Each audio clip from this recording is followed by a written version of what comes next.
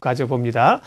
자, 시장은 밀리지는 않습니다만 또 좀 힘이 없는 상황들입니다. 어제 오르긴 했지만 올랐다고 보기 힘들고 거래량도 굉장히 좀 위축된 상황이라 분위기 자체는 이제 하방 쪽보다는 좀 다지는 분위기인데 위쪽으로 갈 수 있는 돌파구가 무엇인가 또 좀 고민이 되는 날이고요.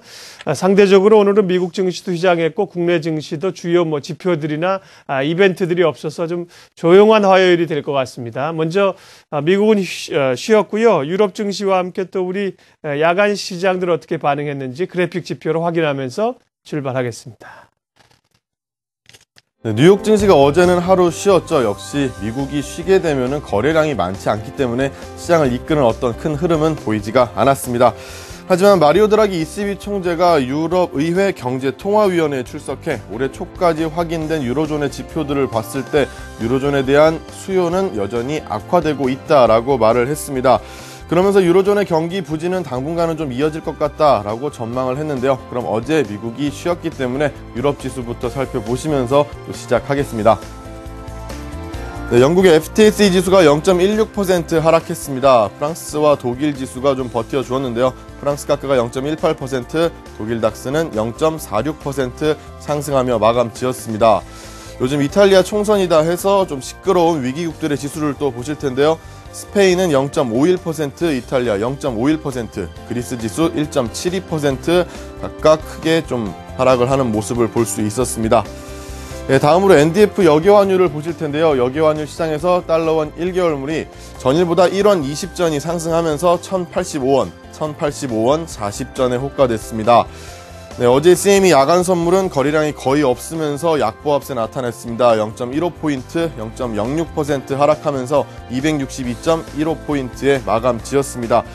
일단 거래량이 한 4,000건, 3,800건 정도로 굉장히 적었는데요. 그 와중에도 외국인은 또 팔았습니다. 136억 순매도를 보였고요. 개인과 기관은 122억, 20억 각 순매수를 보였습니다. 어제 특별히 볼만한 경제 지표는 없었고요. 유로존의 경상수지 보시고 또 환율해서 살펴보겠습니다. 유로존의 12월 경상수지가 139억 유로 흑자로 발표됐습니다. 11월 흑자가 159억 유로로 상향 조정된 것보다는 줄어들었지만 159억 유로는 유로존 창설 이래 최고 수준이었던 것이었고요. 12월 예상치가 115억 유로였던 것에 비하면 크게 상회한 결과가 나왔습니다. 네, 요즘 엔화가 달러당 100엔까지 간다 안 간다에 대해서 관심이 참 많은데요. 100엔까지 갈 수 있다는 가능성에 대해서 오늘은 좀 더 자세히 볼까 합니다. 먼저 달러-엔 월봉을 연결해 놓은 그래프를 보시면서 말씀을 드리도록 하겠습니다. 중간쯤에 보시면 세로로 된 선이 2008년 금융위기 때를 나타낸 것이고요. 그 전에는 대부분의 기간에 달러 대비 100엔을 넘었었죠. 132엔까지도 갔었고요. 오래된 이야기지만 이 그래프보다 더 전인 90년대 후반에는 140엔까지도 기록을 했었습니다. 그러니까 2008년 전까지만 하더라도 100엔을 넘겨 있으니까 엔화가 상당히 약세를 보였던 거죠. 그래서 그 약세를 보일 때 엔화는 캐리 통화라고 불렸었습니다. 엔화는 상당히 오랜 기간 초저금리를 유지했기 때문에 이자가 싼 엔화를 빌려서 호주, 캐나다, 멕시코 등 상대적으로 고금리 통화에 투자해서 차익을 남기는 엔 캐리 트레이드가 유행을 했었는데요. 하지만 금융위기 이후에 일단 안전자산에 대한 수요가 늘어났고요. 자연히 안전자산인 엔화는 강세를 보이게 됩니다. 또 미국과 유로존이 일본보다 더 강한 양적 완화를 시행하면서 엔화가 갖고 있는 메리트가 좀 사라졌었는데요. 그런데 2012년이 지나면서 미국 경기가 살아날 기미를 보이기 시작하고 연준의 추가적인 완화 가능성이 줄어들기 시작하면서 다시 엔화가 약세로 돌아섰습니다. 그래서 유로존의 상황이 급격하게 안 좋아지지 않고서는 엔화에 대한 수요가 크게 늘어나면서 강세로 돌아서기는 좀 어려울 것 같고요. 또 아베 정권이 워낙에 강력한 양적 완화 조치를 취하고 있기 때문에 엔화가 역사적으로 볼 때도 달러당 100엔까지 가는 것은 충분히 가능성이 있다라는 말씀을 드리도록 하겠습니다.